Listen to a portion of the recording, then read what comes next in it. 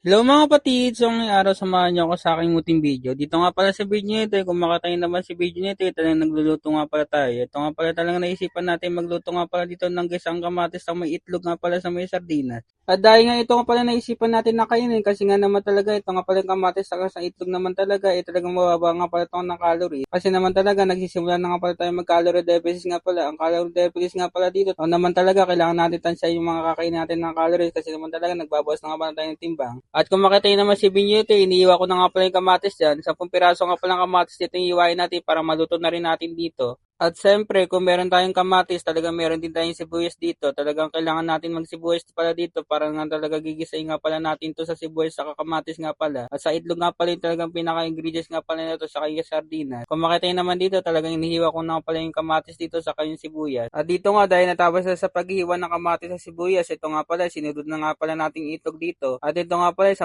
itlog nga rin pala dito yung ilalagay natin dito. At talagang may sardinas pang isang malaking sardinas nga pala dito. At sa mga nagtatanong nga pala kung bakit nga marami nga pala niluluto ko dito dahil hindi lang naman talaga ako kakain dito. Dahil nga pala ito nga pala kakainin nga namin talaga at ulamin nga namin ng gabihan. At dahil nga tapos na tayo sa paghahanda ng kamatis sa itlog yung mga ingredients nga pala dito at talagang dito nga pala inanda na natin yung kawali dito sa kayong kalan nga pala. Kung makita nyo naman dito sa video talagang inuna ko pala yung sibuyas dito malutuin. Isusunod nga pala natin yung kamatis dito para talagang mag-isaya na natin lahat. Habang niluluto ko nga to talagang napakabango nga pala ni sibuyas sa ng kamatis dito.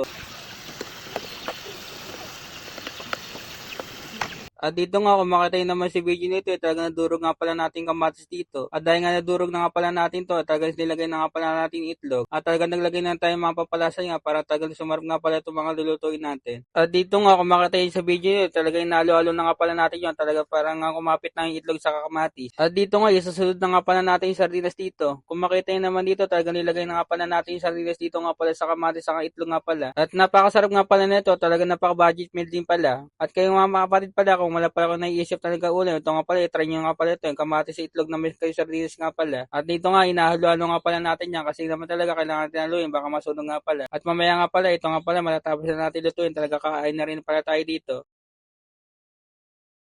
At dito nga, pinas-forward ko na kung makita nyo dito sa video, nasa loob na nga pala ako ng bahay kasi nga pala nagluluto ako, nasa labas nga pala ako ng bahay namin. At dahil nga meron tayong lettuce nga pala sa ref, ito nga pala kakainin natin. Kung makita nyo naman dito, taga pinipili ko nga pala dito kung ano nga pala okay dito sa lettuce na to. At dahil nga naanda na nga pala natin yung makakainin natin dito, ito nga pala meron tayong lettuce, at meron din tayong saging, at meron din tayong kanin dito na 1 cup nga pala to. At ito nga pala yung kanina nga palang ginigis natin na ulam nga pala, ito nga pala yung gisang sardinas nga pala. At dito nga, nagsisimula na nga pala tayong kumain dito kasi nagugutom na rin tayo kasi nga ito pala ay gabi nga pala natin. Kung makita nyo naman dito sa video, dito nga pala, sisunod nga pala, abangan nyo nga pala yung kakainin natin. Hanggang dito lang mga kapatid.